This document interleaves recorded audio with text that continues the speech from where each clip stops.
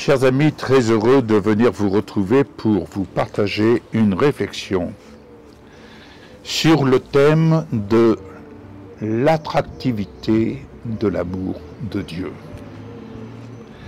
À ce titre, je vous introduirai dans le deuxième livre des Rois, chapitre 2, avec cette relation entre Élie et Élisée. Élisée, appelé de Dieu, va suivre Élie. Il va persévérer jusqu'au bout et à plusieurs reprises, Élisée fera cette réflexion à son maître, à son Seigneur. L'Éternel est vivant et ton âme est vivante, je ne te quitterai pas. Il a fallu pour Élisée de la constance, de la persévérance, mais au bout du chemin, quelle grâce! Au bout du chemin, Élie va lui dire « Dis-moi ce que tu veux que je fasse pour toi avant d'être enlevé loin de toi. » Et Élisée ne va pas se contenter d'une portion de son esprit, mais d'une double portion. Et c'est alors que, continuant à cheminer, un char et des chevaux de feu les séparèrent l'un de l'autre, et Élie monta au ciel dans un tourbillon. Bien-aimés, Élie n'a pas connu la mort. Élisée a poursuivi son chemin, tandis que les prophètes diront « L'esprit d'Élie repose sur Élisée ». Jésus est venu nous conduire sur le chemin de la résurrection et il est venu nous conduire afin que nous apprenions à servir, à travailler comme lui-même a travaillé. Il nous a envoyés avec le pouvoir de guérir les malades, de ressusciter les morts. Il nous a envoyés avec le pouvoir de marcher sur toute la puissance de l'ennemi et rien ne pourra nous nuire. Dites-moi, pourquoi sommes-nous parvenus ou avons-nous accepté, quelle que soit notre culture, à faire de la mort une alliée? La mort n'est-elle pas notre pire ennemi? Jésus a vaincu la mort, il a rendu impuissant celui qui avait la puissance de la mort.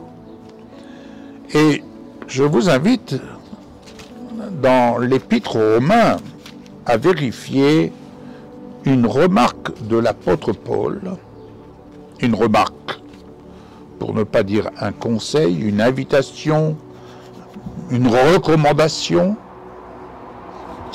concernant l'attractivité de l'amour de Dieu à notre égard. Vous allez comprendre. Romains 2, 7, qui dit ceci, je lis avec vous.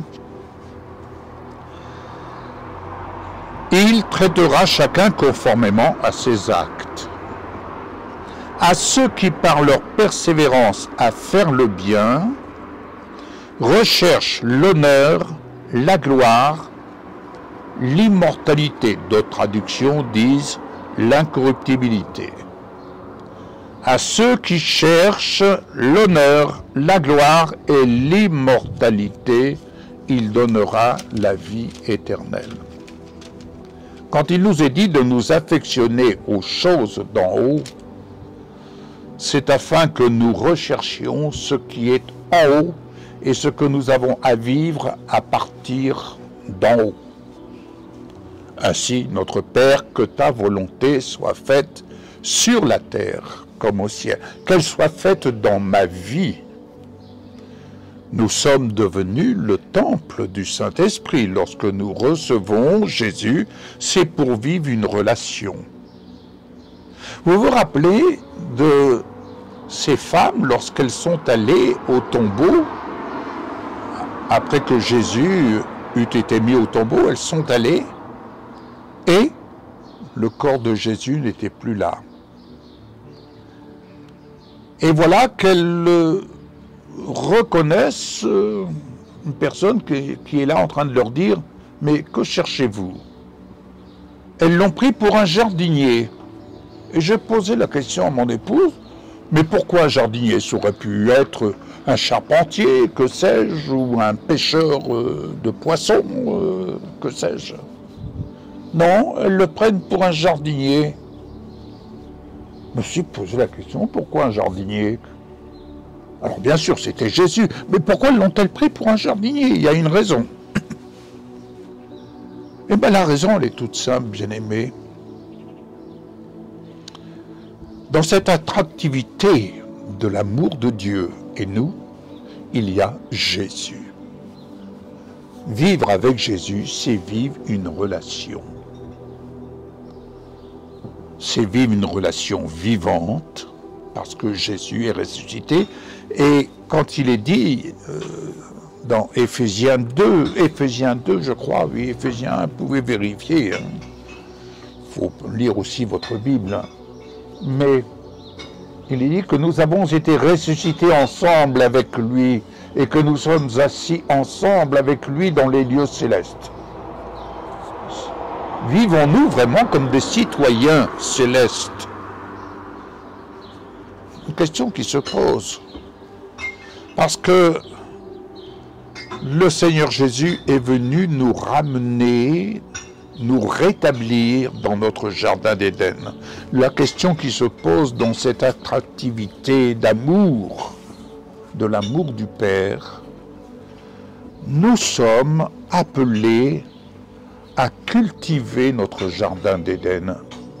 Mais cultiver notre jardin d'Éden, ça se cultive à partir des réalités célestes et non terrestres.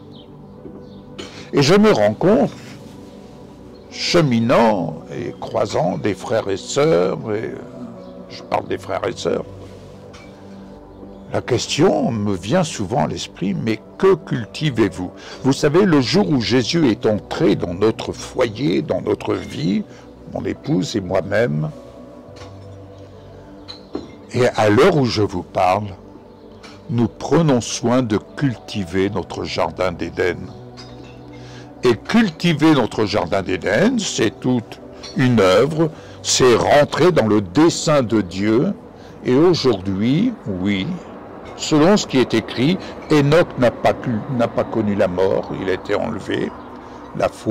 Sa foi lui était agréable à Dieu. Élie n'a pas connu la mort. Et la vie et la mort sont au pouvoir de la langue. Cultiver, c'est parler, chercher l'honneur, la gloire et l'immortalité.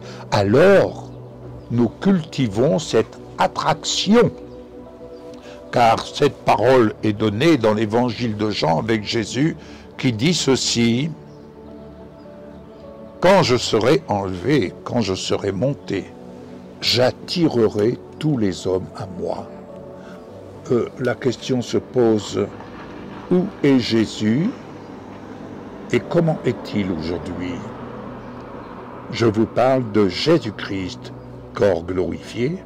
Si donc Jésus attire tous les hommes à lui, il les attire dans la dimension de sa gloire. Voulons-nous nous laisser attirer en recevant ses instructions pour entrer dans le dessein que Dieu a préparé d'avance afin que nous le vivions d'une façon pratique?